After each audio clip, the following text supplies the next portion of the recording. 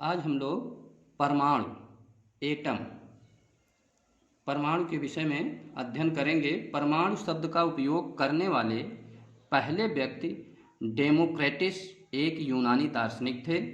इन्होंने बताया कि वस्तु को विभाजित करते हैं और उसे विभाजित करना जारी रखते हैं तो आप अंततः एक ऐसे बिंदु पर आ जाएंगे जहां उसको विभाजित नहीं कर सकते हैं। यही परमाणु है। ये सर्वप्रथम डेमोक्रेटिस यूनानी दार्शनिक द्वारा बताया गया था। इसके बाद परमाणु की जो संकल्पनाएं आई, कई वैज्ञानिक दिए, उसको हम लोग देखते हैं। किसी पदार्थ या तत्व का वह छोटा कण जो स्वतंत्र अवस्था में नहीं रह सकता लेकिन रासायनिक अभिक्रिया में भाग लेता है, परमाणु कहलाता है। परमाणु शब्द का मूल अर्थ है वह कण जिसे छोटे कणों में विभाजित न किया जा सके, लेकिन आधुनिक वैज्ञानिक प्रयोगों से पता चलता है कि इलेक्ट्रॉन, प्रोटॉन, न्यूट्रॉन एक परमाणु के संघटक कण हैं। पहले ये बताया गया कि वह छोटा कण विभाजित न किया जा सके, लेकिन आधुनिक वैज्ञानिक प्रयोगों से पता चला कि परमाणु के संघटक कण होते हैं, मूल कण होते हैं जिनसे परमाणु मिलकर बना होता है। उसको इलेक्ट्रॉन, प्रोटॉन, न्यूट्रॉन कहते हैं। परमाणु की खोज 1803 में इंग्लैंड के वैज्ञानिक जॉन डाल्टन ने की थी। इन्होंने परमाणु का सिद्धांत दिया। इनके द्वारा परमाणु के विषय में विस्तृत जानकारी दी गई, इसीलिए परमाणु की खोज इन्हीं को बता दिया जाता है कि परमाणु की खोज जॉन डाल्टन ने ही की थी। इन्होंने विस्तृत ब्यौरा इसके विषय में दिया। बाद में रदरफोर्ड के अनुसार बाद में एक दूसरे वैज्ञानिक, जो उसमें कमियां रह गई उसको दूर करने के लिए एक दूसरे वैज्ञानिक रदरफोर्ड ने बताया कि ऋणावेशित इलेक्ट्रॉन, परमाणु में ऋणावेशित इलेक्ट्रॉन धनात्मक आवेश वाले नाभिक के चारों ओर एक कक्षा में परिक्रमा करते हैं। रदरफोर्ड के द्वारा बताया गया कि परमाणु का एक नाभिक होता है, नाभिक धनावेश होता है और इसके बाद उसके चारों ओर इलेक्ट्रॉन एक निश्चित कक्षा में परिक्रमा करते रहते हैं। परमाणु के भाग इलेक्ट्रॉन की खोज जे थॉमसन ने की और इन्होंने बताया कि इलेक्ट्रॉन पर ऋण चार्ज होता है, ऋण आवेश होता है। इसके बाद प्रोटॉन की खोज रदरफोर्ड व गोल्डस्टेन दोनों वैज्ञानिकों का नाम आता है। जो भी आपसे प्रश्न पूछा जाए, रदरफोर्ड दे दिए तो उसमें उसको टिक करिए, यदि गोल्डस्टीन दे दिया जाता है आपके प्रश्नों में तो गोल्डस्टीन भी सही है। इन्होंने बताया कि प्रोटॉन पर पॉजिटिव चार्ज होता है, धन आवेश होता है। न्यूट्रॉन की खोज जेम्स चैडविक ने की, इस पे कोई आवेश नहीं होता है। रदरफोर्ड के द्वारा बताया गया कि परमाणु का एक नाभिक होता है, ये नाभिक है, ये इसमें प्रोटॉन और न्यूट्रॉन रहते हैं। प्रोटॉन और न्यूट्रॉन ये नाभिक में रहते हैं और नाभिक के चारों ओर एक निश्चित कक्षाएं होती हैं जिसमें इलेक्ट्रॉन गतिशील रहते हैं। परमाणु का परमाणु भार, प्रोटॉनों की संख्या, जो नाभिक होता है उसमें प्रोटॉन और न्यूट्रॉन बताया गया है आपको। तो परमाणु भार किसके, परमाणु का भार भी होता है, वो किसके बराबर होता है? परमाणु भार बराबर होता है प्रोटॉनों की संख्या धन न्यूट्रॉनों की संख्या। अब देखिए, ये जो प्रोटॉन होते हैं, प्रोटॉन और इलेक्ट्रॉनों की संख्या समान होती है, तो इसमें ये बताया गया है कि परमाणु क्रमांक, तत्व का जो भी परमाणु क्रमांक होता है वही प्रोटॉनों की संख्या होती है और वो वही उतना ही इलेक्ट्रॉनों की संख्या होती है। तो परमाणु क्रमांक बराबर होता है प्रोटॉनों की संख्या बराबर इलेक्ट्रॉनों की संख्या।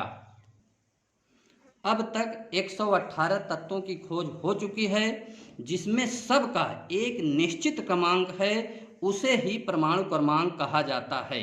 जैसे देखिए, पहले नंबर ये परमाणु क्रमांक है, हाइड्रोजन पहले नंबर पे है, ये इसका परमाणु क्रमांक है, इसका मतलब ये परमाणु क्रमांक 1 है, यही प्रोटॉनों की संख्या हो गई और यही इलेक्ट्रॉनों की संख्या हो गई। 2 नंबर पे हीलियम है, 2 नंबर पे जब हीलियम है तो प्रोटॉनों की संख्या 2 हो गई और इलेक्ट्रॉनों की संख्या भी 2 हो गई। इसी प्रकार से जो भी 118 तत्व खोजे गए हैं सबका 1 3 4 5 6 7 8 9 पे फ्लोरीन, तो यहाँ प्रोटॉनों की संख्या 9, इलेक्ट्रॉनों की संख्या 9। ऐसे नियान 10 पे है, sodium 11, magnesium 12, aluminium 13, silicon 14, 15, 16, 17, 18, 19, 20, calcium 20 पे। इसमें ये परमाणु क्रमांक 20 है, प्रोटॉनों की संख्या भी 20 होगी और इलेक्ट्रॉनों की संख्या भी 20 होगी। अब बच्चों जैसे आपसे पूछा जाए कि कार्बन परमाणु में इलेक्ट्रॉन कितने हैं, इलेक्ट्रॉन कितने हैं, तो आपको क्या करना होगा, कार्बन का परमाणु क्रमांक देखना होगा। कार्बन का परमाणु क्रमांक होता है 6, परमाणु क्रमांक होता है 6। और आपको ये बताया गया है इसमें इलेक्ट्रॉन यदि पूछा जा रहा है तो परमाणु क्रमांक कार्बन का 6 है, तो इसमें इलेक्ट्रॉनों की संख्या भी 6 हो जाएगी, इलेक्ट्रॉन भी 6 हो जाएंगे और प्रोटॉन भी 6 हो जाएंगे। आपको पहले बताया गया जो भी परमाणु क्रमांक होगा वो उस तत्व का, उस परमाणु का इलेक्ट्रॉनों की संख्या, परमाणु क्रमांक जो होगा वो इलेक्ट्रॉनों की संख्या होगी और वही प्रोटॉनों की संख्या होगी। यदि आपसे इसमें इसका परमाणु भार पूछे तो परमाणु भार में आपको बताया गया है इस साइड में कि परमाणु भार प्रोटॉनों की संख्या धन न्यूट्रॉनों की संख्या। तो प्रोटॉनों की संख्या धन न्यूट्रॉनों की संख्या। अब प्रोटॉन, ये कार्बन का परमाणु भार आपको निकालना है तो प्रोटॉन की संख्या हो जाए, परमाणु क्रमांक 6 है तो प्रोटॉनों की संख्या हो जाएगी 6 और न्यूट्रॉनों की संख्या 6, तो परमाणु भार कार्बन का हो जाएगा, कार्बन का परमाणु भार हो जाएगा 12। अब एक दूसरा तत्व हम लेते हैं क्लोरीन, जिसका प्रतीक Cl है। यदि इसमें पूछा जाए कि प्रोटॉनों की संख्या कितनी है तो आप इसका परमाणु क्रमांक आपको याद रखना पड़ेगा। यदि परमाणु क्रमांक आपको याद रहेगा कि यह 17 नंबर पे है तो आप इसमें प्रोटॉनों की संख्या 17 बता देंगे और उतना ही इलेक्ट्रॉनों की संख्या भी 17 बता देंगे, क्योंकि परमाणु क्रमांक बराबर प्रोटॉनों की संख्या बराबर इलेक्ट्रॉनों की संख्या। केवल परमाणु भार में आपको अंतर देखने को मिलेगा। परमाणु भार जो होता है वो नाभिक में जो भी रहते हैं प्रोटॉन और न्यूट्रॉन, उनके योग के बराबर परमाणु भार होता है। अब क्लोरीन का यदि परमाणु भार पूछा जाए, परमाणु भार क्लोरीन का, तो आप इसमें प्रोटॉनों की संख्या 17 और इसमें न्यूट्रॉनों की संख्या 18 होती है, तो इसका परमाणु भार 35 हो जाएगा।